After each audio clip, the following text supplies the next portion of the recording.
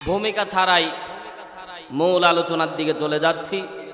ওলামায়ে কেরাম সিরাতের আলোচনা করতে গিয়ে আলোচনা করেছেন, তার থেকেই আমি আলোচনা শুরু করতে চাচ্ছি। কারণ সিরাত থেকে সবচেয়ে বেশি মূল যেই জিনিসটা, সেটা হচ্ছে রাসূলের জীবন আদর্শ নিজের মাঝে লালন করা।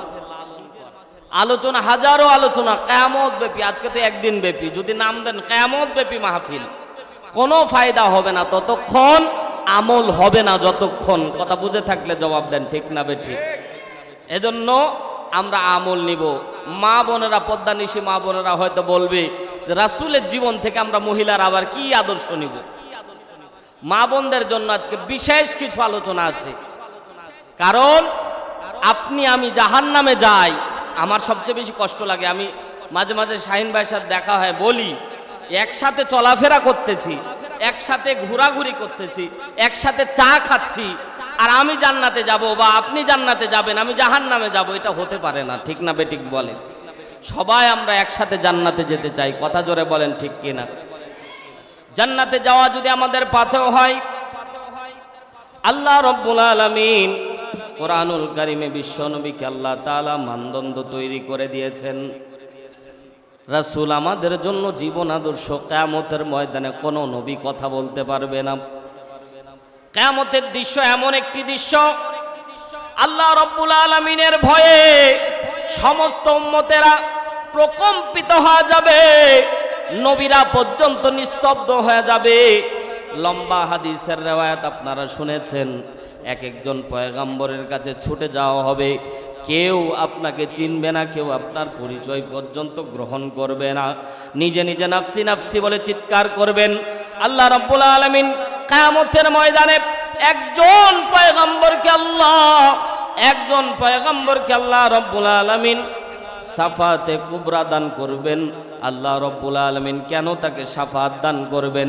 কারণটা হলো, আল্লাহর নবী বাদ দিয়ে যত পয়গম্বর দুনিয়ার জমিনে এসেছিল, প্রত্যেক পয়গম্বরকে একটা করে আল্লাহ রাব্বুল আলামিন সুযোগ দিয়েছিলেন। আল্লাহ তাআলার কাছে যে যা দোয়া করত, আল্লাহ তো কবুল সবই করত, কিন্তু বিশেষ কিছু ক্ষেত্রে আল্লাহ তাআলা দোয়া দান করেছিলেন, তারা চাইতে দেরি হবে, আল্লাহ রাব্বুল আলামিন দিতে দেরি করবে না। জোরে বলেন সুবহানাল্লাহ। সমস্ত নবী দুনিয়ার মধ্যে চেয়ে নিয়েছে। হযরতে ইউনূস আলাইহিস সালাতু ওয়াস সালাম মাছের পেটে থাকা অবস্থায় আল্লাহর কাছে চেয়েছিলেন। হযরতে নূহ আলাইহিস সালাতু ওয়াস সালাম কওমকে ধ্বংস করার জন্য আল্লাহর কাছে দোয়া করেছিলেন। এই রকম করে বলতে গেলে লম্বা সময় লাগবে। প্রত্যেক পয়গম্বর আল্লাহর দরবারে দোয়া করে দোয়া কবুল করে নিয়েছিলেন। আল্লাহর নবীকে আল্লাহ তাআলা ডাকতে বলছেন, হাবিব, আপনি কি আমার কাছে চাইবেন না? আপনার জন্য স্পেশালিটি একটি দোয়া আমি আল্লাহ রেখে দিয়েছি। ওগো পয়গম্বর, আপনি শুধু চাইবেন, আমি আল্লাহ কবুল করব। আরো জোরে বলেন সুবহানাল্লাহ। আপনি শুধু চাইবেন, আমি আল্লাহ দিয়ে দেব। আল্লাহর নবী ডাক দিয়ে বললেন, রব্বুল আলামিন, আমি দুনিয়ার মধ্যে এই দোয়াটা করব না, তবে আপনার কাছে একদিন আমি চাইব, সেদিন আমাকে দিতে হবে। আল্লাহর নবীর মনের কথা আল্লাহ তাআলা ডাক দিয়ে বলছেন, হাবিব, আমি তো আলিমুম বিযাতিস সুদূর, আমি তো অন্তরের খবর জানি, আমি তো অন্তরের কথা জানি, আমি জানি আপনি কি চাইবেন। আপনি আপনার উম্মতের জন্য চাইবেন, আপনি আপনার উম্মতের জন্য চাইবেন। হাবিব, আপনাকে ঘোষণা করে দিলাম, জানায়া দিলাম, কিয়ামতের ময়দানে সমস্ত নবী, সমস্ত উম্মত একদিকে দৌড়াবে। আমি আল্লাহ আপনার সম্মান কেমন বুলন্দ করে দেব।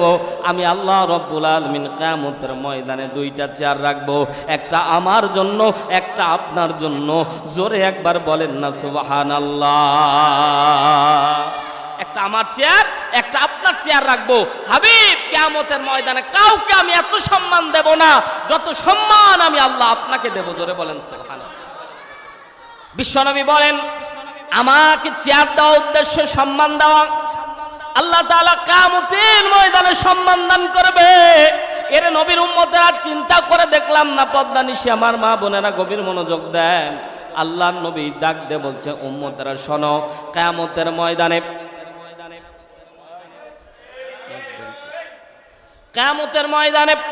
আমি রাসূল কিয়ামতের ময়দানে তোমাদের জন্য সুপারিশ করব।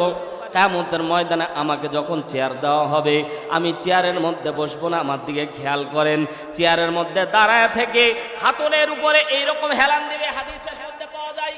আল্লাহর নবী এইরকম হেলান দিয়ে থাকবেন, চেয়ারের মধ্যে বসবেন না। আল্লাহ তাআলা ডাক দিয়ে বলবেন, হাবিব চেয়ারে বসেন। বলবে বসবো না। কেন বসবেন না? ডাক দিয়ে বলবেন, আল্লাহ আজকে আমার গুনাহগার উম্মত, আমি বসে থাকবো, আমার গুনাহগার উম্মত জাহান্নামে চলে যাবে। এই দৃশ্য আমি রাসূল দেখতে পারবো না। আমার একটা উম্মত জাহান্নামে থাকা পর্যন্ত আমি এই চেয়ারের মধ্যে বসবো না। আল্লাহু আকবার বলে। তাহলে দয়াটা কি পরিমাণে! আল্লাহর নবীকে আল্লাহ রাব্বুল আলামিন কিয়ামতের ময়দানে দেখবেন কাঁদতেছে। আল্লাহু আকবার বল। এরে নবীর উম্মতের দল, নবীকে ভালোবাসা ইমানের সত্য কেন জুড়ে দেওয়া হয়েছে? আল্লাহর নবী কাঁদবেন, অন্যান্য কোনো নবী কাঁদবে না। আল্লাহ তাআলা ডাকতে বলবেন, হাবিব আজকে আপনি কাঁদবেন না, কাঁদবেন না, আপনার চোখের পানি দেখতে চাই না। আজকে আপনি হাসবেন, আপনার হাসি মাখা মুখ আমি আল্লাহ দেখব। আল্লাহর নবীর কান্নার কথা জিজ্ঞাসা করে আল্লাহ বলবেন, হাবিব আপনি কাঁদতেছেন কেন, এটা আগে বলেন তো। আল্লাহর নবী বললেন, এ রব্বুল আলামিন, আমার উম্মতেরা জাহান্নামের দিকে চলে যাচ্ছে, আমার উম্মতেরা জাহান্নামের দিকে চলে যাচ্ছে। এই দৃশ্য যেন আমি রাসূল দেখতে পাচ্ছি। আল্লাহ রাব্বুল আলামিন বিশ্ব নবীকে বলবেন, যান আপনার জাহান্নামী উম্মতগুলিকে জান্নাতে নিয়ে যাওয়ার জন্য আমি আল্লাহ পারমিশন দান করে দিলাম। জোরে একবার বলেন না সুবহানাল্লাহ। জাহান্নাম ঘোষণা হয়ে গেছে, ওই উম্মতকে হাত ধরে ধরে জান্নাতে নিয়ে যাবেন। আল্লাহু আকবার বল। হাদিস শেষ হয় নাই, হাদিস শেষ হয় নাই, খেয়াল করেন। আল্লাহর নবী ডাকতে বললেন, আমি আমার উম্মতদেরকে জান্নাতে নিয়ে যাওয়ার জন্য জাহান্নামের মধ্যে যখন প্রবেশ করব, প্রবেশদ্বারের আগে আল্লাহ তাআলা আমার কাছে একটা সুন্দর একটা লিস্ট দান করবে, একটা লিস্ট দেওয়া হবে। আল্লাহর নবী বললেন, আমি সব উম্মতকে জান্নাতের দিকে নিয়ে যাওয়ার জন্য চেষ্টা করব, কিন্তু আল্লাহ রাব্বুল আলামিন আমাকে লিস্ট দিবেন। আল্লাহর নবী সতর্ক করে দিচ্ছে, উম্মতরা শোনো, শুধু নামে উম্মত দাবি করবা, নামে শুধু উম্মত দাবি করবা হবে না, প্রকৃত পক্ষে নবীর উম্মত হওয়া লাগবে, তাহলেই সেদিন সুপারিশ পাওয়া যাবে। কারণ আপনি ফাঁকিবাজি করলেও, দুনিয়ার কে না দেখলেও, জোরে বলেন তো দেখতেছেন কে? আরো জোরে বলেন কে? আপনি ফাঁকিবাজি করেছেন, আল্লাহর নবী দেখে নাই, মনে করেছে উম্মত, কিন্তু আল্লাহ তাআলা বলেন, হাবিব আজকে সবাই আপনার উম্মত না, আমি আল্লাহ লিস্ট দান করে দিলাম। লিস্ট দেখে দেখে আপনার উম্মতকে জান্নাতের দিকে নিয়ে যান। মুসলমান ভাইরা আমার, এখানে লক্ষণীয় দিক হলো, আল্লাহর নবী আপনি আমি এখানে বসে আছি, দাবি করতে পারি নবীর উম্মত। যারা দাড়িটা কেটে দিয়েছেন মুসলমান, যদিও কড়া ভাষায় বলে ফেললাম, কিন্তু আল্লাহর কসম করে বলি, নবীর উম্মত হতে গেলে এই দাড়ির মধ্যে পোঁচ মারলে, দাড়ি কাটলে কোনোদিন নবীর উম্মত হওয়া যাবে না। মানে না না মানে যায় আসে না। দেখেন হাদিস দেখেন, আমরা দাবি করতে পারি আল্লাহর নবীর উম্মত, কিন্তু আল্লাহর কাছে লিস্ট আছে, কে প্রকৃতপক্ষে আপনাকে ভালোবেসেছে, কে প্রকৃতপক্ষে আপনাকে মহব্বত করেছে, কে প্রকৃতপক্ষে আপনার জন্য কাজ করেছে, কে আপনার জীবন আদর্শ লালন পালন করেছে। আমি আল্লাহ রাব্বুল আলামিন সব জানি, এজন্য জান্নেওয়ালা লিপিবদ্ধ করে নাম সিরিয়াল দিয়ে দিয়েছে। খালি দাবি করলাম, আমি দাবি করলাম হারুন রশিদ আল্লাহর নবীর উম্মত, কিন্তু না না না, আল্লাহ জানে আমি প্রকৃত উম্মত কিনা। কথা বলেন ঠিক কিনা? একটা উদাহরণ দিলে বুঝতে পারবেন। মনে করেন কলেজ মোড়ের যে জায়গাগুলো রাস্তার পাশে আছে, দামি দামি জায়গা, এক এক শতক মাটির দাম 10 লাখ 20 লাখ, আছে না নাই? তেই মনে করেন আমি হারুন রশিদ বলে ফেললাম যে এই কলেজ মোড়ের যত জায়গা সব আমার বাপের। বলেন বলা যাবে? আমি বলতে পারবো, আপনারা 10 সেকেন্ড পর উত্তর দিবেন হারুন রশিদ পাগল হয়ে গেছে। কথা ঠিক আছে না? কি বলবেন? উত্তর দিবেন হারুন রশিদ পাগল হয়ে গেছে। বা যে বলবে, আমি যদি বলি সারা বাংলাদেশ আমার বাপের, বলতে পারবো। এই এই এই স্বাধীনতা আপনার আছে। সাদ্দাম ভাই বলতে পারবে যে এই এলাকা সব আমার, বলতে পারবে, কিন্তু কিছুক্ষণ পর রিপিটেশন যে কমেন্ট আসবে সেটা হবে যে মনে হয় পাগলা, পাবনা পাগলাগারোতে মনে হয় একটা রোগী বের হয়েছে এই ব্যক্তি। ঠিক না? ব্যাপারটা কিন্তু এমন। আপনি আমি দাবি করতে পারি, দাবি এক জিনিস, প্রকৃত পক্ষে হওয়ার এক জিনিস। আমাকে যদি সাবেত করতে হয় জমির মালিক আমি, আমাকে ডকুমেন্ট দেখাতে হবে, দলিল দেখাতে হবে। দলিল দেখালে আপনারা বিশ্বাসও করবেন। জায়গা জমি বিশ্বাস করেন আর না করেন, জায়গা থাকবে আমার, কিন্তু আমি যতই আমার বলে চিৎকার করি, যদি ডকুমেন্ট না থাকে তাহলে কোশ্চিন কালেও জায়গার মালিক হওয়া যায় না। কথা জোরে বলেন ঠিক কিনা? আল্লাহর নবী সাল্লাল্লাহু আলাইহি সাল্লামের নবীর উম্মত হতে গেলে নবীর জীবন আদর্শ পালন করা লাগবে। নবী যেই রাস্তায় চলেছে ওই রাস্তায় চলা লাগবে। বাদ দিয়ে নবীর আদর্শ বাদ দিয়ে কালমার্সের রাজনীতি নিয়ে থাকবেন, নবীর আদর্শ বাদ দিয়ে বাংলার জমিনে অনেক নেতা বলে শরিয়া ভিত্তিক আইন এই দেশের মধ্যে চাই না, এমন কথাও যারা বলে, তাদের আদর্শ যারা লালন করে, এরা কোনোদিন মুসলমান নবীর উম্মত হতে পারে না। কথা বুঝে থাকলে জবাব দেন, ঠিক না ঠিক? সম্মানিত ভাইয়ার আমার, শুধু পক্ষে থাকলে আমি, না পক্ষে থাকলে বিপক্ষে গেলে আমি বিরোধী দল, বিপক্ষে গেলে রাজাকার, ট্যাগ লাগানো কোনো দিন বাদ যায় না মুসলমান। একটা জিনিস মনে রাখেন, আল্লাহর নবীর জীবন আদর্শ আপনারা শুনেছেন, পড়েছেন, দেখেছেন। এবার আপনাদেরকে একটু বলি, আল্লাহর নবীর জীবন থেকে, জন্ম থেকে শুরু করে 40 বছর পর্যন্ত যতগুলি সিরাত গ্রন্থ, আমি 7টা সিরাত গ্রন্থ পড়েছি। সিরাত ইবনে হিশাম খুলে দেখেন, আর রাহিকুল মাকতুম খুলে দেখেন, মোস্তফা আনোয়ার খুলে দেখেন। আল্লাহর নবীর জীবন আদর্শে লেখা যতগুলি গ্রন্থ আছে, সিরাত গ্রন্থ আছে, সমস্ত গ্রন্থ সামারাইজ করে কথা বলতেছি। মুসলমান ভাইরা আমার গভীর মনোযোগ দেন। আপনাকে অনুরোধ করে বলবো, আল্লাহর নবীর জীবন আদর্শ পড়তে গিয়ে দেখেন 1 থেকে 40 বছর পর্যন্ত কেউ আল্লাহর নবীর গায়ে ফুলের টোকা পর্যন্ত দেয়নি, আল্লাহর নবীকে কোনোদিন গালি পর্যন্ত দেয়নি। কথা বুঝে থাকলে জবাব দেন, ঠিক না বেঠিক? কিন্তু আল্লাহর নবী 40 বছর পর্যন্ত দ্বীনের দাওয়াতি কাজ করেছিলেন।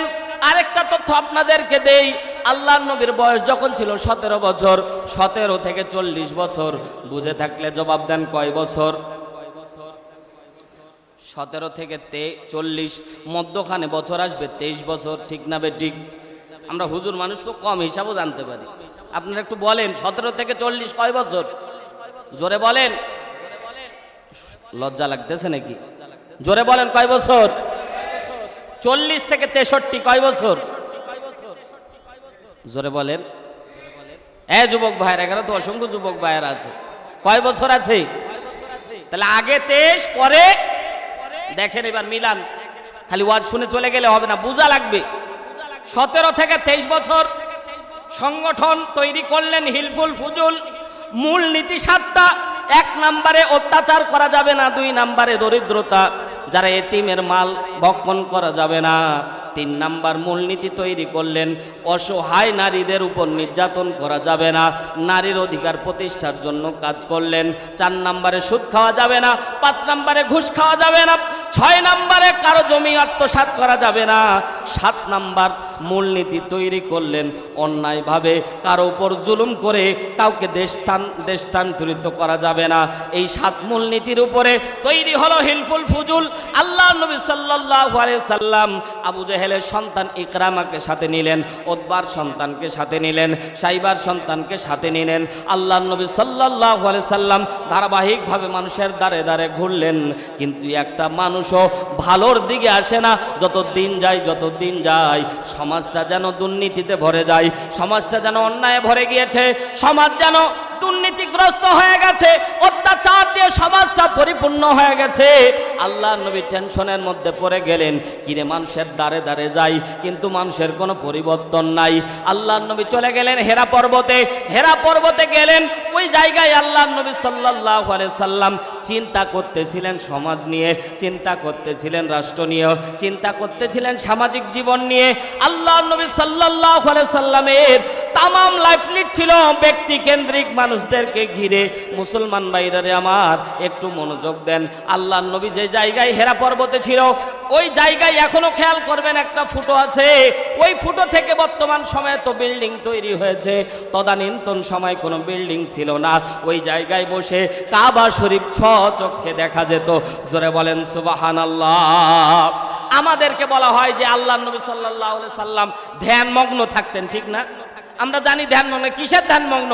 ধ্যানমগ্ন বলা হয় হিন্দু ভাষা থেকে এসেছে, যে যেটা চোখ বন্ধ করে ধ্যানের মধ্যে থাকে, এটা ধ্যানমগ্ন।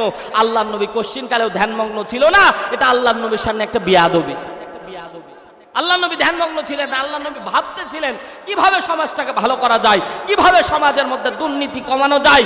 এই চিন্তা নিয়ে কাবার দিকে দেখতো আর বলতো, হ্যাঁ কাবার মালিক তুমি ছাড়া সম্ভব না, তুমি ছাড়া সম্ভব না। জোরে একবার বলেন সুবহানাল্লাহ। এই ভাবনা যখন পরিপূর্ণ পর্যায়ে পৌঁছেছে, আল্লাহ রাব্বুল আলামিন বিশ্বনবীর উপর ওহী নাজিল করে দিলেন, ইকরা। জোরে একবার বলেন আল্লাহু আকবার। ইকরা, জিবরাইল চলে আসলেন, বুখারীর হাদিস। ইকরা পাঠ করেন, ইকরা পাঠ করেন।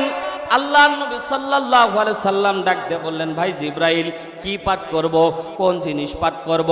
কারণ সমাজের ভিতরে পাঠ করার অনেক জিনিস আছে। আবু জেহেল, তার নাম ছিল আবুল হেকাম, চূড়ান্ত লেভেলের একজন জ্ঞানী ছিল, কিন্তু কোরআন না মানার কারণে আবু জেহেলে পরিণত হয়েছিল। এই জন্য আল্লাহর নবী চিন্তা করেছিল, সমাজের মধ্যে শিক্ষা আছে, শিক্ষা তো দুর্নীতি দূর করে না, কোন শিক্ষা অর্জন করলে আল্লাহ রাব্বুল আলামিন সমাজটাকে সুন্দর করবে, ওই শিক্ষার দরকার।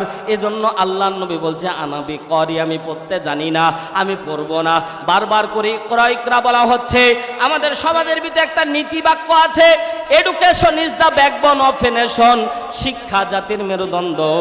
কিন্তু আমি বলতে চাই, শিক্ষা যদি জাতির মেরুদণ্ড হবে, তাহলে যে যত বড় শিক্ষিত সে তত বড় শয়তান। কথা জোরে বলেন ঠিক কি না?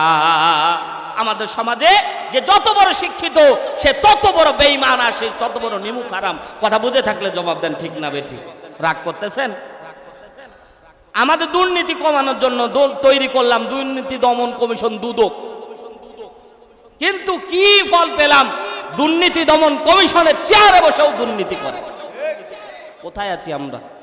আল্লাহ নবী সাল্লাল্লাহু আলাইহি সাল্লাম চিন্তা করলেন, আল্লাহ তাআলা জিবরাইলকে বললেন, জিবরাইল পুরোটাই পাঠ করো, ইকরা বিসমি রাব্বিকাল্লাযী খলাক, রবের নামে পড়ো।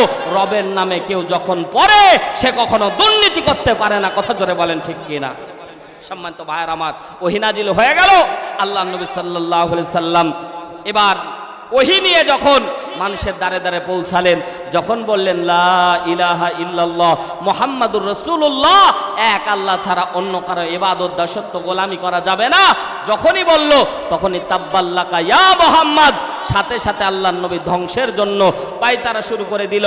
ধ্বংসের জন্য তারা দোয়া করলো, ধ্বংসের জন্য আবু লাহাব পাথর পর্যন্ত মারলো। কথা জোরে বলেন ঠিক কিনা? যেই মানুষটা 40 বছর পর্যন্ত আল আমিন, আর সাদিক, আর তাহির, সিরাত ইবনে হিশামের মধ্যে 10টা উপাধির কথা বলা হয়েছে, আল্লাহর নবীকে 10টা উপাধি দেওয়া হলো, কিন্তু এই লোকটাই 40 বছর পর হয়ে গেল মিথ্যাবাদী, 40 বছর পর হলে আমানতদারি, খেয়ানতকারী। এই ব্যক্তিটাই হয়ে গেল সমাজের ভিতর সবচেয়ে বড় অপরাধী। কথা জোরে বলেন ঠিক কিনা? আমাদের সমাজের মধ্যেও কোরআনের কথা যতক্ষণ পর্যন্ত বলা হয় সব ভালো, নামাজ পড়তে বলা হয় তাও ভালো, সব কিছু করতে বলা হয় সব ভালো, যখন বলা হয় কোরআন দিয়ে সমাজটা শাসন হবে, তখনই বলে হুজুর তো রাজাকার। কথা বলেন, জোরে বলেন ঠিক কিনা? তখন বলে হুজুর রাজনীতি করতেছেন। ভাই, রাজনীতি করার জন্য আমি আসিনি, কিন্তু কোরআনের কথা, কোরআনের কথা, এই জমিন যদি আল্লাহর জমিন যদি হয়, জমিন যদি আল্লাহর হয়, আসমান যদি আল্লাহর হয়, আল্লাহর জমিনে এই কোরআন দিয়ে শাসন না হওয়া পর্যন্ত এই বাংলার ভূখণ্ডে কোনোদিন শান্তি আগেও আসেনি, পরবর্তীতেও আসবে না। কথা বুঝে থাকলে জবাব দেন ঠিক কিনা? ওহী নাজিল হয়ে গেল। আল্লাহর নবী দিনের দাওয়াত নিয়ে, মিশন নিয়ে সাহাবা একরামের মাঝে চলে গেলেন। আল্লাহর নবী দাওয়াত দিলেন সর্বপ্রথম তার স্ত্রীকে। জোরে বলেন সুবহানাল্লাহ। পদ্মানিশা আমার মা বোনেরা গভীর মনোযোগ দেন। আল্লাহর নবী যখন স্ত্রী খাদিজাতুল কুবরা রাদিয়াল্লাহু তাআলা আনহাকে দাওয়াত দিলেন, বউরে আমি নবী হয়েছি, তুমি কি আমাকে মানবা না? সাথে সাথে খাদিজাতুল কুবরা হাতটা বাড়ায় দিয়ে বললেন, নবীজি আমি জানি আপনার যে আদর্শ, আপনার যে জীবন আদর্শ, আপনি নবীওয়ালা জীবন আপনার, আপনি শুধু দেরি করতেছেন, আমার হাতে হাত রেখে আমারে কালেমা পড়ায় দেন। আপনি আপনার স্ত্রীরে নামাজ পড়েন না, হঠাৎ নামাজি হয়েছেন, দেখবেন স্ত্রী পর্যন্ত টিটকারি মারে। যখন 2 দিন পর আমার নামাজ ছেড়ে দেন, স্ত্রী দেখবেন টিটকারি মারে, দেখলাম কত মোল্লা দেখলাম গো, ঠিক না? হঠাৎ আপনি স্ত্রীকে বলতেছেন, দেখো 40 বছর পর হঠাৎ একদিন ঘুম থেকে উঠে সকালবেলা স্ত্রীকে বললেন, এই স্ত্রী, আমি পীর হয়ে গেছি। স্ত্রী বলবে, কাল না তুমি কলা চুরি করলে, না কাল না তুমি কলা চুরি করলে, আজকে আবার তুমি পীর হইলা। ওরে বাপরে, শয়তানের বাচ্চা শয়তান, আজকেই ফজরের নামাজ পড়ে, কথা কয় না, ঠিক না? আজকেই ফজর নামাজ ওপর পীর হয়েছে। দেখেন, স্ত্রীরা টিটকারি মারবে, কিন্তু অরিজিনাল যদি আপনি অরিজিনাল আমলদার হন, এই কথা বলার কি কোনো সুযোগ আছে? কথা বললেন না যে, এবার আসতে বললেন কেন? জোরে বলেন, কোনো সুযোগ আছে? বরং আপনি যদি আল্লাহওয়ালা হন, স্ত্রীর হক পূর্ণভাবে আদায় করে থাকেন, ওই স্ত্রী যদি ভালো হয়ে থাকে তাহলে বলবে তুমি আল্লাহর ওলি হও, এটা নিঃসন্দেহে কোনো সন্দেহ নাই, কারণ তুমি কোনোদিন তাহাজ্জুদ কাজা করো নাই। জোরে বলেন সুবহানাল্লাহ। ও ভাই, খালি খাটলা নিয়ে যায় মা বোনদের সামনে খালি বললে তোমার স্বামী কেমন ছিল, অমনি বলছে ভালো ছিল, ব্যাপারটা এমন না। 2 দিন পর যখন ঝগড়া লাগে তখন বোঝা যায়, কথা কয় না ভাই? আমরা তো ভাই বিয়ে করি, যুবক ভাইরা বিয়ে করে যৌতুক নিয়ে, আছে না? কথা কয় না, আছে না? যৌতুক নিয়ে বিয়ে করে, যিনি নিজের বাপের জন্মে মোটর সাইকেল দেখেনি, বাইসাইকেলও কিরিং কিরিং বাজায়। ও আবার বলতেছে, ওর বাপ বলতেছে, বিয়াই কোনো কিছু আবদার না, একটা পালসার দিয়ে না। কথা কয় না ভাই? এইরকম নেওয়ার ধান্দা আছে নাকি ভাই? একজন বিয়ের পরে বলছে, তোমার এ বিয়ে করে আমি কিচ্ছু পেলাম না। কি কয়? তোমারে বিয়ে করে কি পাইলাম না? কিছুই পেলাম না। তো মেয়ে বলতেছে, আমি তো জীবন জীবন সব দিয়ে দিয়েছি, দেওয়ার তো বাকি নাই। বলছে, ওইটা যে পাইলাম না, তার মানে কিছুই পাইনি। শ্বশুরকে বলতেছে, তুমি তো কিছুই দাওনি। এরে শয়তান, তোমার সারা জীবনের যে কলিজার টুকরাটা ভালোবেসে তোমার হাতে তুলে দিয়েছে, আর কি দিবে? ঠিক না বেঠিক বলে? আগলায় রাখতে হবে। সম্মানিত মা বোনেরা, গভীর মনোযোগ দেন। বলতেছিলাম যেটা, যে আমরা ডিমান্ড নেই 5 লাখ, তখন মোহরানা বাদে 10 লাখ, কিয়ামত পর্যন্ত মানে কিয়ামত পর্যন্ত পরিশোধ করার ক্ষমতা আছে। মানে এই সমাজের নীতি হলো, 6 লাখ ডিমান্ড নিবে, তার ডাবল মোহরানা। কথা কি আমি মিথ্যা করলাম? কথা কন জোরে। 10 লাখ টাকা চাকরির জন্য ডিমান্ড নিয়েছে, 20 লাখ টাকা মোহর। এবার কাজী বিয়ে পড়াচ্ছে, 19 লাখ 9,999 টাকা বাকি রাখিয়া, বাকি 100 টাকা দিয়া কুটকুটি বেগমের সাথে তোমার বিবাহ কার্য সম্পন্ন, তুমি কি কবুল? ও বেচারা আস্তে করে মুখটা বলে, হুজুর কবুল। কথা কয় না? এই যে সব টাকা বাকি রাখলা, এবার বাসর ঘরে যায় দরজা চিটকানি লাগা দাঁড়ায় আছে এতিমের মতো। বউ বলতে যাই, আজকে একটা মধুর রাত, তুমি ওই জায়গায় দাঁড়ায় আছো, আসো কামিনী হার, এদিকে আসো। বলছে, না, তুমি যদি আমার মোহর মাফ করে দাও তাহলে যাবো।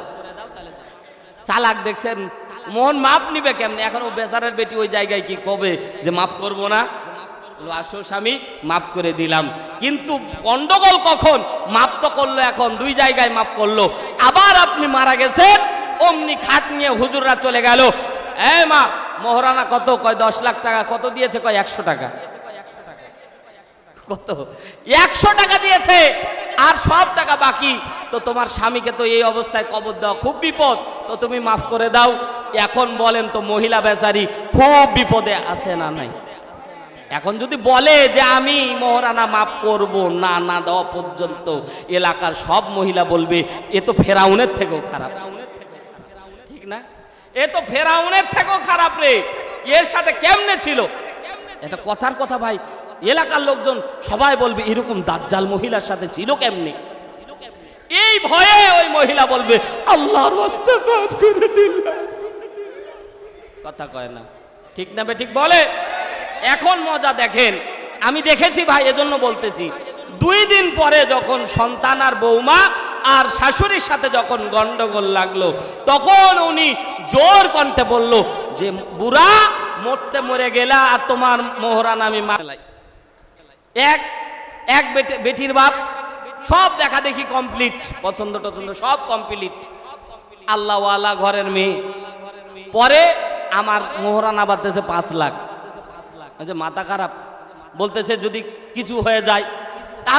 আমি কিন্তু ডাইরেক্ট আমি ওদের সাথে কথা বলেছি, আমি ডাইরেক্ট বলেছি এখনই যদি মেয়ে ছেড়ে দেওয়ার নিয়ত থাকে বিয়ে দেওয়ার দরকার কি? কথা কি বুঝেন নাই? যদি ছেড়ে দেওয়ার নিয়তই থাকে বিয়ে দেওয়ার দরকার কি? দরকার নাই, বের হয়ে যান। সম্মানের সহিত বের করে দিয়েছি। তার পরবর্তীতে এখন যেটার সাথে আছি, আমার শ্বশুর এত ভালো মানুষ, আল্লাহওয়ালা মানুষ। আমার শ্বশুর বলেছে মোহরানা যেদিন ঠিক হয় সেদিন তো ফাইনাল হয়। আমার শ্বশুর বলেছে বিয়ের মঞ্জিলে যতটুক দিবা ততটুক। আমি যদি 1 টাকা দিই 1 টাকাই হইতো, আমি যদি 10 টাকা দিতাম 10 টাকাই হইতো। এতটুক এইভাবে বলেছে, আপনি যতটুক সাধ্য আপনি শুধু বলে দিবেন এত টাকা লেখেন, অত টাকাই লেখা হবে। এভাবে বিয়ে করতে হবে, ঠিক আছে তো ইনশাল্লাহ? ওরকম হাজারো আসবে হাজারো যাবে, বরকত পাওয়া যাবে না। যেটা আল্লাহ তাআলার পক্ষ থেকে নির্ধারিত এই পদ্ধতিতে আসবেন তো আল্লাহ বরকতের দরজা খুলে দিবে। জোরে বলেন সুবহানাল্লাহ। সম্মানিত মা বোনেরা, আল্লাহর নবী যখনই দাওয়াত দিলেন, আম্মাজান খাদিজাতুল কুবরা রাদিয়াল্লাহু তাআলা আনহা সাথে সাথে কবুল করে নিলেন। মা বোনেরা গভীর মনোযোগ দেন, আপনাদের দিকে একটু ঢুকে যাচ্ছি। আল্লাহর নবীর সিরাত থেকে সবচেয়ে বড় শিক্ষা মা বোনদের জন্য। মা খাদিজা ছিল তোমাদের জন্য মডেল। কেমন করে? আল্লাহর নবী যখন হেরা গুহার মধ্যে থাকতেন, একটা তথ্য আপনাদেরকে দেই। আল্লাহর নবী সাল্লাল্লাহু আলাইহি সাল্লাম মক্কার মধ্যে তদানীন্তন সময়ে আম্মাজান খাদিজা ধনী লেভেলের টপ 10 লেভেলের 3 নম্বরে একজন ছিল। জোরে একবার বলেন সুবহানাল্লাহ। আম্মাজান খাদিজার এত সম্পদ ছিল, মক্কার মধ্যে যত ধনীদের লিস্ট আম্মাজান খাদিজার নাম্বার কয় নাম্বার? তাহলে চিন্তা করেন, এত পরিমাণে সম্পদ ছিল, কল্পনাও করা যাবে না। এই মহিলা এত দামি একজন মহিলা, যার এত সম্পদ, তিনি কম দামি না ভাই, ঠিক না? আমাদের সমাজে যদি এত সম্পদশালী মহিলা হতো, এ তো মাটিতে পা রাখতো না। কথা জোরে বলেন ঠিক কিনা? মা বোনদেরকে বলবো, মা শিক্ষা অর্জন করেন, স্বামীকে কেমনে খেদমত করা লাগবে। মা একটু গভীর মনোযোগ দিয়ে কথাগুলি শোনা লাগবে, বিপক্ষে ওয়াজ করার জন্য আসিনি। মা গভীর মনোযোগ দেন। আল্লাহ নবী যখন হেরা গুহার মধ্যে থাকতেন, আল্লাহ নবী সাল্লাল্লাহু আলাইহি সাল্লামকে খাবার পৌঁছে দিতেন আম্মাজান খাদিজাতুল কুবরা। জোরে বলেন সুবহানাল্লাহ। এখন হেরা গুহার মধ্যে আপনি যাবেন, যুবক মানুষ যারা, তারা হেরা গুহার মধ্যে উঠতে, এখন তো সিঁড়ি বানায়া বানায়া পাথর কেটে কেটে সিঁড়ি বানিয়ে বানিয়ে রাখা হয়েছে, কিন্তু তদানীন্তন সময় কোনো সিঁড়ি ছিল না, পাথর ছিল, শুধু পাথর। এখন পাথর কেটে কেটে সিঁড়ি বানানোর পরেও একটা যুবক যদি হেরা পর্বতে উঠতে যায়, নামতে যায়, 3 বার করে রেস্ট নেওয়া লাগে, তাহলে তদানীন্তন সময় উঠতে গেলে কতটা কষ্ট হয় অনুভব করবেন। আল্লাহর নবী একদিন আম্মাজান খাদিজার পায়ের দিকে খেয়াল করে দেখতেছে, আম্মাজান খাদিজার পাগুলি ফুলে গেছে, পায়ের মধ্যে তলার মধ্যে সুন্দরী রূপসী সম্ভ্রান্ত বংশের একজন মেয়ে এত কষ্ট করে পাথর বেবে নবীর জন্য খাবার নিয়ে যাচ্ছে। আল্লাহ নবী খেয়াল করে দেখলেন আম্মাজান খাদিজার পায়ের তলায় যেন রক্ত জমাট বেঁধে গেছে। আল্লাহ নবী টুকরে কেঁদে দিয়ে ডাকতে বললেন, এরে প্রাণপ্রিয় স্ত্রী, আজকে কষ্ট করে আমার জন্য খাদ্য খাবার নিয়ে আসার তো দরকার ছিল না, একদিন দিয়ে যাবার 7 দিন খবর না নিলেও কোনো সমস্যা নাই। আম্মাজান খাদিজা দৈনন্দিন খাবার নিয়ে যাইতেন। আম্মাজান খাদিজা ডাকতে বলছেন, ও আমার প্রাণপ্রিয় স্বামী, আপনি নবী বলে আপনার জন্য এই সম্মান আমি করতেছি না। ওগো পয়গম্বর, আপনি নবী বলে আমি সম্মান করতেছি না। আপনি যতক্ষণ পর্যন্ত না খান ততক্ষণ পর্যন্ত আমি খাদিজা খাইতে পারি না। মা বোনেরা, স্বামীকে আগে খাওয়াবেন, বরকত বাড়িয়ে দিবেন যিনি, তিনি কে? আরো জোরে বলেন, তিনি কে? স্বামীকে খাইয়ে দিবেন, স্বামীকে আগে খাওয়াবেন। আপনি যদি না খেয়ে থাকেন আর স্বামী যদি বাইরে থেকে এসে রাত দেরি করে এসেছে, স্ত্রী খায় নাই, আপনার স্বামী যখন খেতে যাবে জিজ্ঞাসা যখন করবে, প্রাণপ্রিয় স্ত্রী তুমি কি খেয়েছ, এই শব্দ যখন উচ্চারণ করবে, আপনি যদি বলেন আমি খেয়ে ফেলেছি, তখন ভালোবাসাটা এক রকমের হবে। আর তোমার অপেক্ষায় অপেক্ষমান ছিলাম, আমি তো খাইনি, এই শব্দটা বললে ভালোবাসা যতটুকু ছিল এই ভালোবাসাটা 1000 গুণে বেড়ে যাবে। কথা বলেন ঠিক কি না? এই যে একটা দূরত্ব ছিল, যখন শুনবে আমার স্ত্রী আমার জন্য লম্বা সময় পর্যন্ত ওয়েট করেছিল, এই শব্দটা শোনা মাত্র অন্তর থেকে যে ভালোবাসা তৈরি হবে, এটাই হচ্ছে রহমতের ভালোবাসা। এমন স্ত্রী, এমন ভালোবাসা তৈরি হলে মরে গেলেও এই স্ত্রীর গায়ে স্বামী কোনোদিন আঘাত করবে পক্ষান্তরে বাস্তবতা দেখেন, আমাদের সময়ের নারীরা, আমাদের স্বামী যখন ঘরে রাত্রিবেলায় যখন দেরি করে ফেরার পরে দেখে খাবার টেবিলের মধ্যে রেডি, উনি কিন্তু আল্লাহর রহমতে টেলিভিশন দেখতে ব্যস্ত। কথা কয় না? বাস্তব না অবাস্তব? আগেকার দিনে দেখতাম মা বোনেরা তসবির দানা টিপতে টিপতে ক্ষয় করত, আর এখন দেখি কিরে রিমোটের বাটনই ক্ষয়, লাল বাটন তো খুঁজেই পাওয়া যায় না। কথা কয় না ভাই? কথা তো বলতে হবে নাকি? আমি যদি ভুল বলি কাউন্টারও দিতে হবে। খালি যে আমি বলতেছি সত্য, ব্যাপারটা এমন না, আমি তো বাস্তব কথা বলতেছি, মিথ্যাও হতে পারে। লাল বাটন সেদিন মেকারের দোকানে দেখলাম, কি রে ভাই দুইটা বাটন নাই, একটা বন্ধ করার আর একটা চালু করার, যেটা দুইটা বাটন এমন টিপা টিপেছে নাই। কথা কয় না ভাই? ঠিক না বেঠিক? বউ দেখতেছে এইদিকে কটকটি, তো সিরিয়াল ভাই, ওরে দামি দামি সিরিয়াল, স্বামী ছেড়ে দেবে সিরিয়াল ছাড়বে না, এমন নারী আছে না নাই? সিরিয়াল দেখতেছে, স্বামী বেচারা গভীর রাত্রে কষ্ট করে সারাদিন কাজ করে বাড়ি ফিরেছে, এসে দেখতেছে স্ত্রীর বারবার করে ডাকতেছে, খাবারটা একটু গরম করে দাও, আমি খাবারটা একটু খাই। ওই স্ত্রী এমন সিরিয়ালে ব্যতিব্যস্ত হয়েছে, বলতেছে খাইলে খাও, না খাইলে শুয়ে পড়ো। কথা কয় না ভাই? আওয়াজ দেওয়া লাগবে, ঠিক না বে ঠিক? আমি আপনাদের কাছে তো আমি আলোচনা, খুব কাছের মানুষ, কারণ প্রত্যেক বছর আলোচনা করি, আমি তো জানি আপনারা বউয়ের ভয়ে কিন্তু কেউ কথা করছেন না। আর যারা বলতেছে এরা বিয়ে করেনি, এদের টেনশনও নাই, ঠিক আছে? তো সম্মানিত মা বোনেরা গভীর মনোযোগ দেন, বাস্তবতা দেখেন, একজন স্বামী যখন বারবার করে একটা স্ত্রীকে ডাকতেছে খাবার গরম করে দেওয়ার জন্য, কিন্তু স্ত্রী সাড়া দিচ্ছে না, তখন এই মনের মধ্যে এমন হিংসা জন্ম নিবে, ঘরের মধ্যে যাওয়ার পরে একটু উল্টা পাল্টা করতে দেরি হবে, চুলের মুঠি ধরে মারতে দেরি করবে না। কথা বলেন ঠিক কিনা? আমাদের খাদিজাতুল কুবরার একটা আমল নেন, সময় অল্প এজন্য তাড়াতাড়ি বলতেছি। একটা আমল, এক নাম্বার আমল আজকে নিয়ে যাবেন, স্বামীকে আগে খাওয়াবেন। আপনার স্বামী যদি চালাক চতুর হয়, তাহলে আপনাকে বারবার করে বলবে, প্রাণপ্রিয় স্ত্রী তুমি আগে খেয়ে ঘুমিয়ে যাবা। এটা হচ্ছে ভালোবাসা, মহাব্বত, ঠিক না বেঠিক বলেন? তারপরেও যদি আপনি না খান, দেখবেন ভালোবাসাটা এমন চূড়ান্ত পর্যায়ে পৌঁছে যাবে, এই ভালোবাসা যেন জান্নাতের একটা টুকরায় পরিণত হবে। জোরে একবার বলেন না সুবহানাল্লাহ। আল্লাহর নবী গভীর রাতে ফিরতেন, দিনের দাওয়াতি কার্যক্রম চালু করার পরে আল্লাহর নবী মাঝে মাঝে গভীর রাতে ফিরতেন, ফিরার পরে দরজার মধ্যে নক করতেন। দরজার মধ্যে নক করেছে তিনবার না একবার, মারার সাথে সাথে দরজা খুলে গেছে। আল্লাহু আকবার বলেন।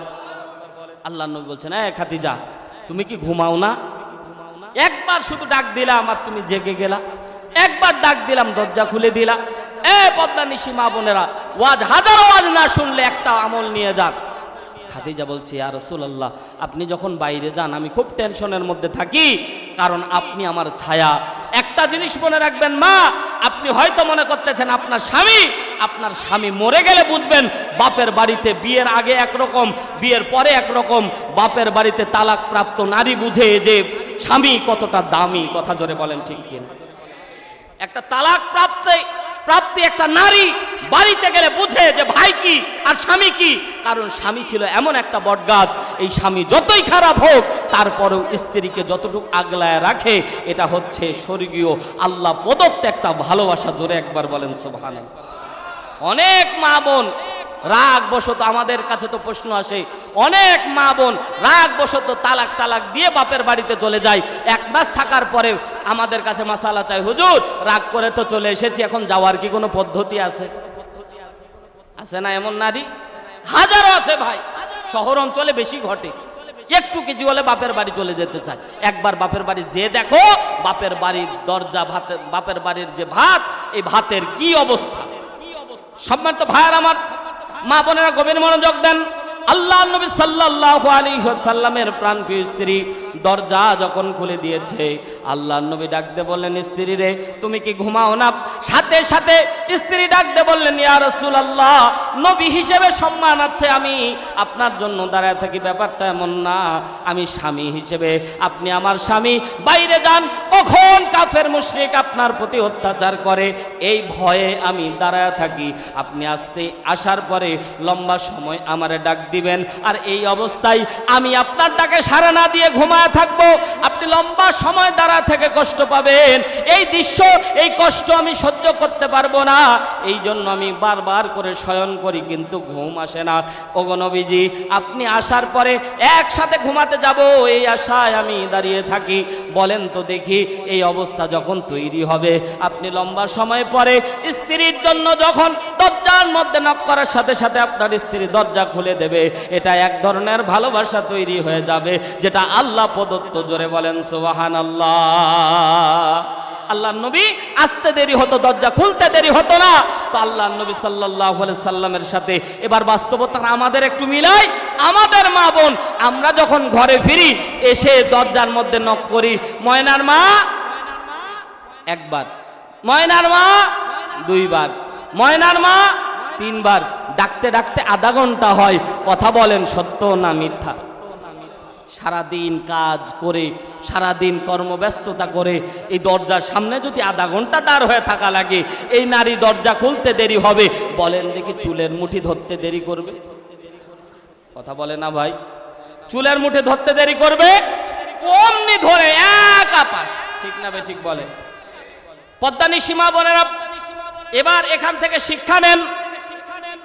আপনার স্বামী আসার সাথে যদি আপনি দরজা খুলতেন, একটা ভালোবাসা তৈরি হতো। আহারে, আমার স্ত্রী আমার জন্য অপেক্ষা করে, আপনার স্ত্রী আপনার জন্য অপেক্ষা করে, বন্ধু বান্ধবের সামনে গল্প করবে। ভাই, বেশি একটা রাত করা যাবে না, কারণ আমার স্ত্রী সারাদিন সন্তানদেরকে, সন্তানের জ্বালা কিন্তু কম না ভাই, সন্তান অনেক কষ্ট দেয়, রান্না বান্নার জ্বালা এটা কিন্তু কম না, সংসার চালানো এটা কিন্তু কম কাজ না। আমরা মনে করি নারীরা মনে হয় কিছুই করে না, কিন্তু ভাই আপনার কোলের মধ্যে সন্তানটা দিলে বুঝতে পারবেন এই সন্তানটা কত পরিমাণে জ্বালায়। আমার সাদ্দাম ভাই সহ আমরা মেডিকেলের মধ্যে ছিলাম, আমরা জানি 10টা মিনিট 1টা ঘন্টা সন্তানকে কোলের মধ্যে নিয়ে থাকলেই বিরক্তবোধ তৈরি হয়ে যেত, কিন্তু ওই নারী ওই সন্তানও সামলায়, পরিবারও সামলায়, তাহলে কতটা কষ্টদায়ক ওর ব্যবস্থাপনা। তারপরেও একটা নারী কখনো চায় না সংসারের ভিতরে অশান্তি তৈরি হোক। আপনি যখন দেখবেন আপনার জন্য আপনার বউ দাঁড়ায় আছে, আপনার জন্য আপনার বিবি দাঁড়ায় থাকে, তখন আপনার বিবেক বাধা দিবে। যদি আপনার মনুষ্যত্ববোধ থাকে, যদি ফেরাউন মার্কা হন, আপনার ব্যাপারে ওয়াজ নাই, যদি মনুষ্যত্ববোধ থেকে থাকে, তাহলে ওই স্বামী কোনোদিন গভীর রাত পর্যন্ত বাইরে আড্ডা দেবে না। কথা বলেন ঠিক কি না? তাহলে ভালোবাসা কি এমনি আসবে ভাই? ভালোবাসা কি এমনি আসবে? আদর্শ দেখেন আল্লাহর নবী কি ভালোবাসা দিতেন। আল্লাহর নবীর সামনে একজন স্ত্রী এসে বললেন, ইয়া রাসূলুল্লাহ, আপনি কাকে সবচেয়ে বেশি ভালোবাসেন? সুবহানাল্লাহ বলে। অন্যান্য স্ত্রীরাও বলতেছেন, বলেন দেখি কাকে আপনি বেশি ভালোবাসেন, এটা তো জানার দরকার। সমস্ত স্ত্রী একই বাক্যে জবাব দিল, কাকে বেশি ভালোবাসেন একটু বলেন। আমাদের সমাজের ভিতরে ভাই 2টা বিয়ে হলেও প্রথম বিয়ে হলে দ্বিতীয় বউয়ের দিকে তাকাই না। কথা কয় না ভাই? এজন্য তো আমাদের মা বোন কয়, জীবন দিতে রাজি আছি তবুও সতী নামতে দিব না। ঠিক না? যদি ভালোবাসা থাকতো ভাই ঠিকই তৈরি হতো, কিন্তু আমরা তো সেটা দিই না। বড় বউ, ছোট বউ নিয়ে আসলে 2টা বউ হলে, 3টা বউ হলে তো কথাই নাই, খালি মারামারি আর মারামারি। এজন্য মুরব্বীরা কয়, যদি সংসারে অশান্তি লাগাইতে যাও তো 2টা বিয়ে করাই দাও, ও ওই নিয়েই থাকবে। কথা বলেন ঠিক কি না? আল্লাহর নবীর স্ত্রীগণ বললেন, কাকে ভালোবাসেন? কারণ তাদের মাঝেও তো হিংসা আছে, ঠিক না? কিন্তু হিংসাটা প্রকাশ করতে পারতো না, কারণ আল্লাহর নবী যে ভালোবাসা দিত এটা হচ্ছে অরিজিনাল ভালোবাসা। ধরে বলেন সুবহানাল্লাহ। তো আল্লাহর নবী মনে মনে চিন্তা করলেন, এই মুহূর্তে যদি একজন স্ত্রীর নাম বলি, বাকি আর 10 জন মিছিল শুরু করবে। তো আল্লাহর নবী বললেন, আগামীকাল তোমাদেরকে বলবো কাকে আমি সবচেয়ে বেশি ভালোবাসি।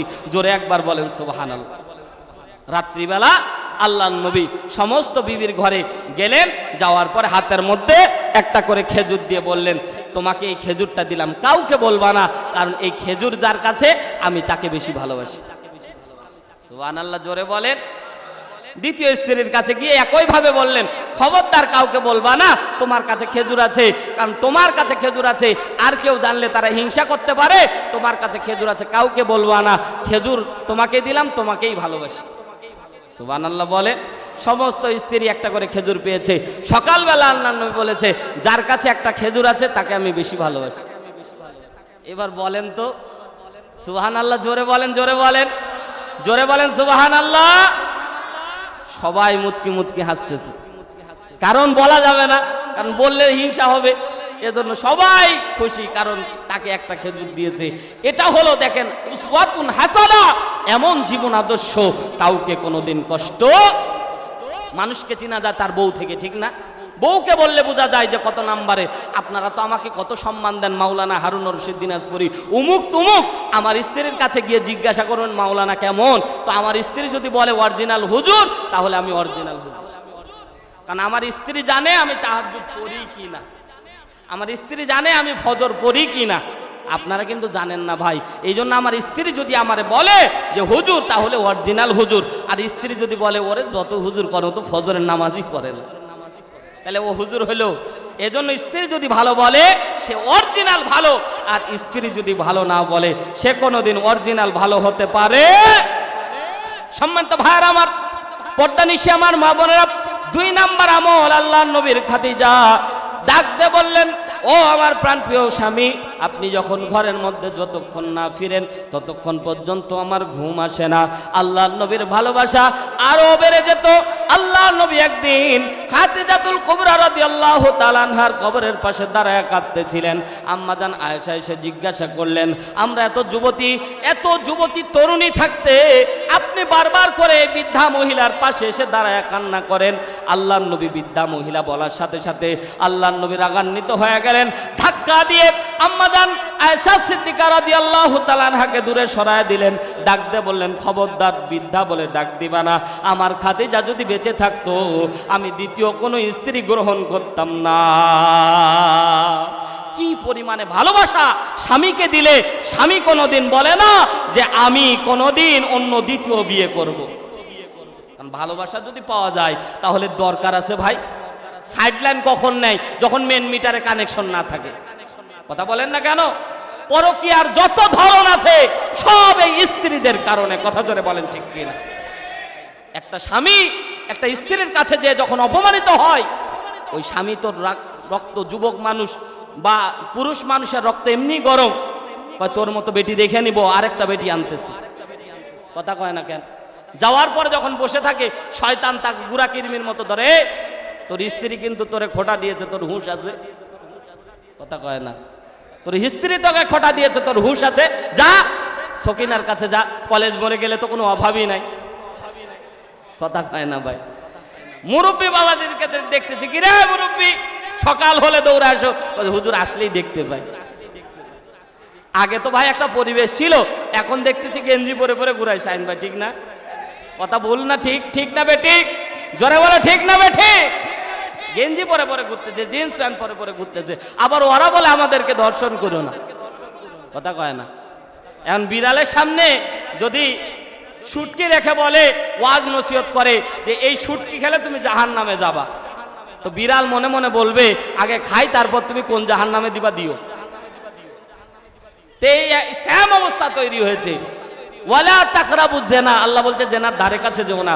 যখন ওর ধারে কাছে যখন ঘোরাঘুরি হয় এমনি অটোমেটিক জেনা হয়ে যায়। কথা জোরে বলেন ঠিক কিনা? আর পার্কে তো কোনো রকমের কথাই ছাড়া, নাকি বলেন? শিশু পার্ক নাম দিয়েছে। কি পার্ক? যায় দেখলাম সিটি পার্ক, শিশু পার্ক, সিটি পার্ক সবই তো আছে। শিশু পার্ক আছে না ভাই বড় মাঠে? এখন তো তাও ডিসি মহোদয়ের কারণে একটু ভালো পরিবেশ, কিন্তু কিছুদিন আগে ভাই এমন পরিবেশ তৈরি হয়েছে যে ওই জায়গায় একটাও শিশু দেখা যায় না, সব দেখা যায় কবুতর জোড়ায় জোড়ায় বসে আছে। আর এই জীবনমহল রহমতুল্লাহ আলাই তো আছেই, নাকি বলেন? জীবনমহল কিছুদিন আগে এমন অনৈতিক কার্যক্রম, সে আবার এমন নীতিবাক্য ঝাড়ে ভাই। কিছুদিন আগে পর্ব আকারে সে ভিডিও ছাড়তেছে, আমি কার কাছে বিচার দেব? যাদের কাছে বিচার নিয়ে যাই তারাই তো আমার ক্ষতি করেছে। ওরে বাপরে, এমন সুন্দর সুন্দর শয়তানও মাঝে মাঝে কয় যে শয়তান না হয় আমি হয়েছি, কিন্তু আমার বাপ। কথা বলেন না কেন? সে ভালো কাজ করে সাধুবাদ, কিন্তু খারাপ কাজ করলে কোনোদিন সাপোর্ট দেওয়া যাবে না। কথা বলেন ঠিক কিনা? অন্তত শিরক বেদাত যারা চালু করবে এদের যেই মহল থাকবে, শুধু জীবন মহল না, দুনিয়ার মহল তৈরি করলেও ভেঙে গুড়িয়ে দেওয়া হবে। কথা জোরে বলেন ঠিক কিনা? রাজি আছি তো ইনশাআল্লাহ? সম্মানিত ভাইয়ের আমার, পদ্মানিশী মা বোনদেরকে বলবো, এই দুইটা আমল করতেই হবে, করব না, করতেই হবে। আর স্বামীকে সর্বোচ্চ লেভেলের ভালোবাসতে হবে। শুধু আপনাদেরকে ভালোবাসবে আর আপনারা তাদের ভালোবাসবেন কি তাই নাকি? বলবেন খালি আমাদের ভালোবাসুক আর আমরা ওই কলেজ মোড়ে যায় ওদের সাইড মারব, হবে নাকি ভাই?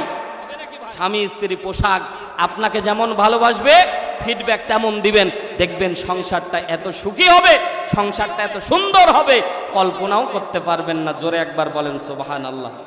তাহলে আর লম্বা কথা নয়, মা বোনদের দুইটা আমল, স্বামীকে আগে খাওয়াবেন, স্বামীর জন্য অপেক্ষা করবেন, স্বামীকে ভালোবাসবেন। শুধু আই লাভ ইউ বলার নাম ভালোবাসা? এক রিক্সা চালক ঘর থেকে বের হচ্ছে, স্ত্রী বলতেছে স্বামী একটা কথা বলতে ভুলে গেছি। কি বলছে? I love you. বলেন তো রিক্সা চালক খুশি না বেজার? ও তো সারাদিন আগে তো 10 কিলোমিটার বেগে চালাইতো, এখন 20 কিলোমিটার বেগে চালাবে, ঠিক না বেটি? ওই এক আই লাভ ইউ ঠেলায়। কথা জোরে বলেন ঠিক কি না?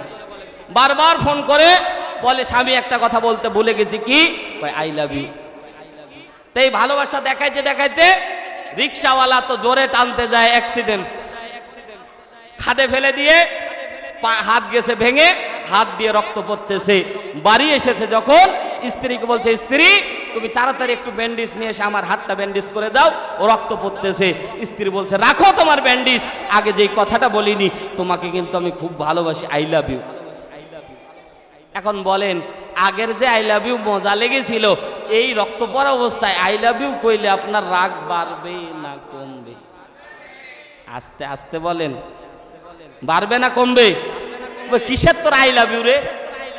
তুই যদি ভালোই বাসি অরিজিনাল, তাহলে আমার হাতে রক্ত পড়তেছে, রক্ত পড়া আগে বন্ধ করে, এটাই তো আই লাভ ইউ নাকি? বলে তো ওই কথার মধ্যে বুলি ঝাললে হবে না, ভালোবাসা দেখাইতে হবে অন্তর থেকে, ভালোবাসা কাজে পরিণত করতে হবে, মুখ দিয়ে আর অন্তর দিয়ে না, কাজেও পরিণত করার নাম ভালোবাসা। কথা জোরে বলেন ঠিক কি না? আল্লাহ তাআলা স্বর্গীয় ভালোবাসা, আমিত্ব ভালোবাসা আল্লাহ তাআলা আমাদেরকে দান করুন, বলেন আমিন। সংসারের ভিতরে অশান্তি লাগলে এর থেকে কষ্ট পুরুষের জন্য আর কিছু হতে পারে? পুরুষ সব সহ্য করতে পারে, পারিবারিক সব চিন্তা ফিকির। পর্দানিশী মা বোনদেরকে বলবো, মা আপনি বলতেছেন আপনার স্বামী কিছুই করে না, কিন্তু আপনি হয়তো খেয়ে ঘুমায় পড়ছেন, আপনি হয়তো খেয়ে সারাদিন ফ্রি মাইন্ডে থাকতে পারতেছেন। একটা পুরুষ যখন ঘর থেকে বের হয়, পুরুষটা চিন্তা করে আমার 2টা সন্তান আছে কি খাবে, আমার বাবা মা আছে কি খাবে, আমার পরিবার আছে কি খাবে, এই টেনশন পুরুষটার মাথায় থাকে। অনেক সময় এই টেনশনে পুরুষ দুপুরের খাবার খেতেও ভুলে যায়। ও ভাই এত দামি কথা বললাম আর আস্তে ঠিক কইলে হয়? ঠিক না বে ঠিক? জোরে বলেন। মা বোনদেরকে ঠিক বলতে দিলে ওরা বলতেছে হুজুর আমাদের খালি অনুমতি দিয়ে দেন। এখন কি এমনি তারা পুরুষ দুর্বল? ঠিক মানে ঠিকটা বলতেছে তো জম মনে হয় জীবন যৌবন সব শেষ। মা বোন মনে মনে ভাবতেছে হুজুর খালি আমাদের ঠিক কইতে কোন, ওদের কান পট্টি গরম করে দেব। লিল্লাহে তাকবীর। হয় না, হয় না, লিল্লাহে তাকবীর। তাহলে ভালোবাসা একপাক্ষিক না, ভালোবাসা উভয় পক্ষের থেকে তৈরি করবেন। এই অন্তত এই সমাজটা যাতে আমি পরিবর্তন দেখতে পাই। সন্তানের সংসারে যখন অশান্তি লাগে, যখন স্বামী স্ত্রী গন্ডগোল তৈরি হয়, এর থেকে কষ্টদায়ক বস্তু আর কিছু হতে পারে? স্বামীকে স্বামীর জায়গায় আদর করতে হবে, পরিবারে বাবা মা আছে, শ্বশুর শাশুড়ি আছে, তাদেরকেও ভালোবাসতে হবে, সবার হক সবার জায়গায় পালন করতে হবে। বউকে ভালোবাসতে হবে, বাবা মাকে ঘৃণা করতে হবে, নাকি বলে? বউয়ের অধিকার বউকে দিতে হবে, বাবা মার অধিকার বাবা মাকে দিতে হবে।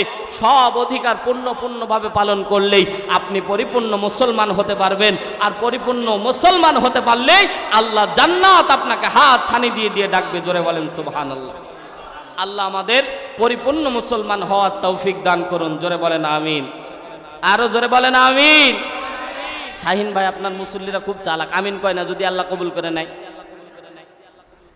ঠিক না? কবুল হোক এটা আপনারা চান না? না বলেন না আমিন। আল্লাহ তাআলা অন্তত এই এলাকাবাসীকে আল্লাহ দ্বীনের জন্য কবুল করুন, বলেন আমিন। এইসব প্রোগ্রাম ছোটোখাটো হলেও এখান থেকে যেই শিক্ষা, সবচেয়ে বড় জিনিস একটা কথা বলি শেষে, আমরা কিছু না পেলেও আমরা হয়তো মনে করতেছি যে কিছু পাচ্ছি না, কিন্তু আমাদের আহাল বায়াত যারা অন্ধকার কবরে ঘুমিয়ে আছে, এইরকম আয়োজন করলে তাদের কবরে আযাবগুলিকে আল্লাহ তাআলা মাফ করে দেয়। কারণ রাসূলের জীবনী নিয়ে, যে রাসূলকে আল্লাহ ভালোবাসেন তার জীবনী নিয়ে আলোচনা, এটা কম দামি মজলিস না ভাই। কারণ যাকে আল্লাহ তাআলা নিজে ভালোবাসেন, সুবহানাল্লাহ বলে, যাকে আল্লাহ তাআলা নিজে ভালোবাসেন তার সিরাত মাহফিলে, এজন্য এই মাহফিলগুলো অনেকে বলে গ্রামগঞ্জে যখন অল্প টাকা কালেকশন হয় তখন অনেকে আবার খোটা দেয়, ব্যবসা শুরু করে দিয়েছে, বলে না ভাই, ব্যবসা শুরু করে দিয়েছে। আসলে ব্যবসার জন্য না ভাই, এখানে যারা এসেছে কেউ একটা টাকার জন্য আসেনি, কেউ আপনাদের কাছে একটা টাকা নেবে না, কিন্তু দ্বীনের জন্য এসেছে। জোরে বলেন সুবহানাল্লাহ। তবে একটা জিনিস আমার কাছে খুব খারাপ লাগলো, বলবো বলবো অনুমতি দিলে বলবো। এই যে মসজিদটা দেখেন, আগে যখন টাইলস ছিল না তখন খারাপ লাগতো, ঠিক না?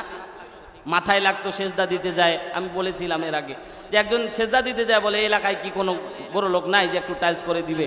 কারণ খোয়া যখন মাথার মধ্যে লাগে কলিজায় আঘাত লাগে, ঠিক না বেঠিক বলে? তো এই জায়গায় খুব ভালো লাগতেছে, কিন্তু বারান্দাটা খুব নোংরা হয়ে আছে। আল্লাহর রহমতে আপনারা দিয়েছেন। আমি হারুনুর রশিদ বিগত 4 বছর 5 বছর ধরে আপনাদের খেদমতে আসি ভাই, খুবই মহাব্বতের খাতিরে। আপনাদের খারাপ লাগে নাকি যে এই বক্তা খালি বারবার একে সাকিব আল হুসাইনি আর কাজ পায় না, খালি হারুনুর রশিদ, এই বক্তা ছাড়া আর কোনো বক্তা নাই? অনেকে বলতে পারেন, এরকম মনের মধ্যে আসলে আমি আশা বন্ধ করে দেবো ইনশাআল্লাহ। তো আমি এসেছি, আপনারা দিয়েছেন, সুন্দর টাইলস হয়েছে, ঠিক না? আলহামদুলিল্লাহ বলেন। তো ওই বারান্দাটাও টাইলস হোক, আমরা চাই কি চাই না? আজকেই হয়ে যাবে ইনশাআল্লাহ।